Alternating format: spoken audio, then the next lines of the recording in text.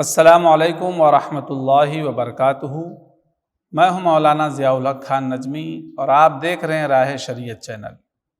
آج انشاءاللہ تبارک و تعالی ہم بات کریں گے صلاۃ التسبیح کے بارے میں، یعنی تسبیح والی نماز۔ تو اس کے بارے میں احادیث میں بڑی فضیلت آئی ہے۔ آقا کریم صلی اللہ تعالی علیہ وسلم نے حضرت عباس رضی اللہ تعالی عنہ سے ارشاد فرمایا، اے چچا، کیا تمہیں میں عطا نہ کر دوں؟ کیا تمہارے لیے میں بخشش نہ کر دوں؟ تم پر احسان نہ کر دوں؟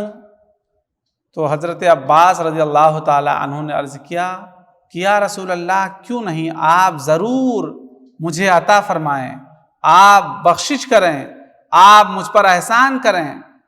تو اس وقت نبی پاک صلی اللہ تعالی علیہ وسلم نے حضرت عباس کو صلاۃ التسبیح کی تعلیم عطا فرمایا کہ اگر تم سے ہو سکے تو اسے روز پڑھو، اگر تم سے روز نہ ہو سکے تو اسے ہفتے میں ایک بار پڑھو، ہفتے میں ایک بار نہ ہو سکے تو تم مہینے میں پڑھو، مہینے میں بھی نہ ہو سکے تو سال میں پڑھو، اور اگر سال میں بھی نہ ہو سکے تو تم کم از کم زندگی میں ایک بار ضرور پڑھو، زندگی میں ایک بار ضرور ادا کر لو۔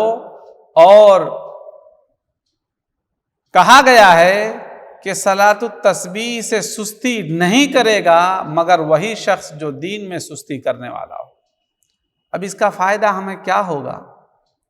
اگر ہم پڑھتے ہیں تو حدیث پاک سے پتہ چلتا ہے کہ اگر ہم صلاۃ التسبیح پڑھتے ہیں، تسبیح کی نماز پڑھتے ہیں، تو اللہ تبارک و تعالی ہمارے تمام گناہ صغائر، جو ہم نے کچھ کیا ہے، نیا پرانا جو کچھ بھی ہے، اللہ تعالیٰ اس نماز کی بدولت ہمارے گناہوں کو معاف فرما دیتا ہے۔ تو ہمیں چاہیے کہ ہم زندگی میں سنہرا موقع اپنے ہاتھ سے جانے نہ دیں، روز نہ پڑھ سکیں، ہفتے میں بھی نہ ہو سکے تو مہینے میں بھی نہ ہو سکے تو سال میں کم سے کم ضرور ادا کر لیں تسبیح کی نماز۔ اب صلاۃ التسبیح ہمیں کس وقت پڑھنا ہے، کیسے پڑھنا ہے، اس بارے میں آپ جان لیں کہ صلاۃ التسبیح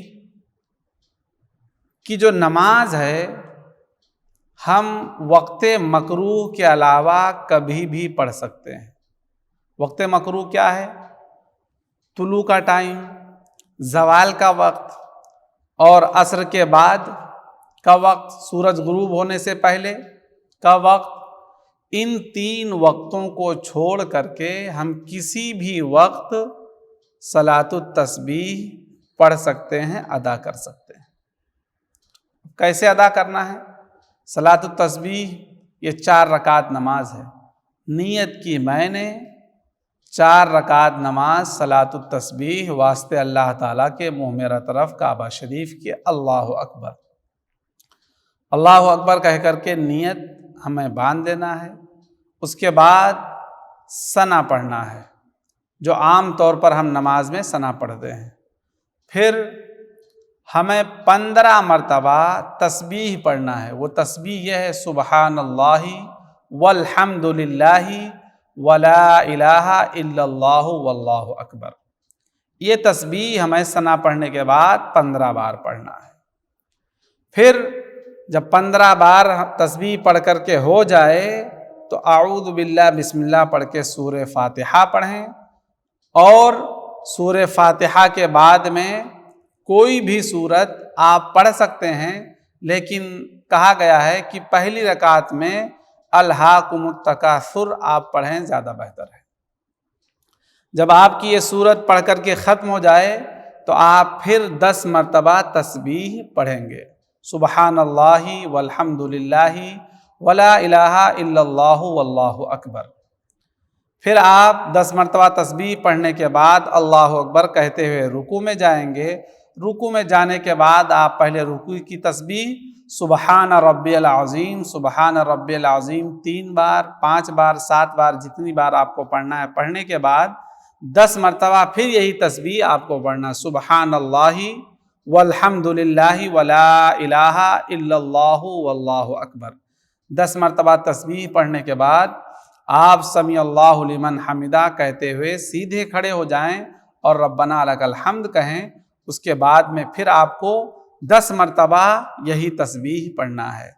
फिर आप अल्लाहु अकबर कहते हुए सजदे में जाएंगे और सजदे की तस्बीह सुबहान रब्बियल आला, सुबहान रब्बियल आला 3, 5, 7 मरतबा जो भी पढ़ना है आप पढ़ने के बाद फिर यही तस्बीह आपको पढ़ना है, सुबहानल्लाहि वल्हम्दुलिल्लाहि वला इलाहा इल्लल्लाहु वल्लाहु अकबर। सजदे में भी आपको 10 मरतबा ये तस्बीह पढ़ना है।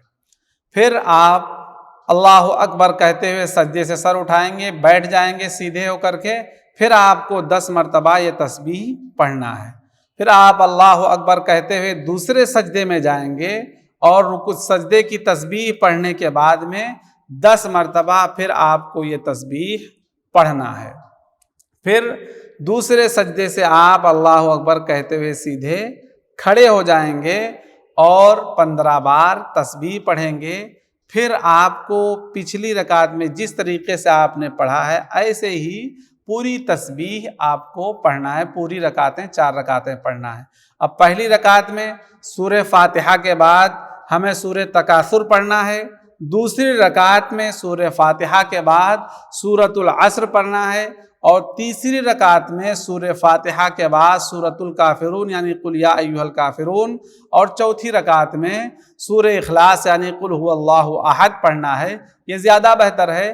बाकी आप जो भी सूरत चाहें, जो भी आयत चाहें पढ़ सकते हैं तस्बीह की नमाज में, सलातुत तस्बीह में। तो ये है हमारी नमाज का मुकम्मल तरीक़ा। अब एक बात इसमें और रह गई, वो ये है कि बाज़ मरतबा हम आम नमाज की तरह जिस तरीके से हम पढ़ते हैं तो कभी ऐसा होता है कि हम रुकू में सुबहान रब्बियल अज़ीम, सुबहान रब्बियल आला, सुबहान रब्बियल अज़ीम, जैसे सजदे में हमने कहा सुबहान रब्बियल आला और उसके बाद में हम फ़ौरन अल्लाहु अकबर कहते हुए उठ जाते हैं। तस्बीह की नमाज में कभी ऐसा भी हो सकता है। तो इस बारे में आपको ख्याल रखना है कि अगर किसी जगह आपकी तस्बीह छूट जाए तो आप दूसरी जगह वो तस्बीह पूरी कर सकते हैं। मिसाल के तौर पर पहले सजदे में आपने तस्बीह नहीं पढ़ा, अल्लाहु अकबर कहते हुए सुबहान रब्बियल आला कहते हुए उसके बाद अल्लाहु अकबर आपने कहा और बैठ गए। अब आपको याद आया कि मैंने तो पहले सजदे में तस्बीह नहीं पढ़ा, तो अब आप बैठ करके 10 मरतबा के बजाय 20 मरतबा तस्बीह पढ़ लें तो आपका अदा हो जाएगा। और इसमें सजदे सहू की भी ज़रूरत, अगर तस्बीह में आगे पीछे कुछ होता है तो सजदे सहू की ज़रूरत आपको नहीं है।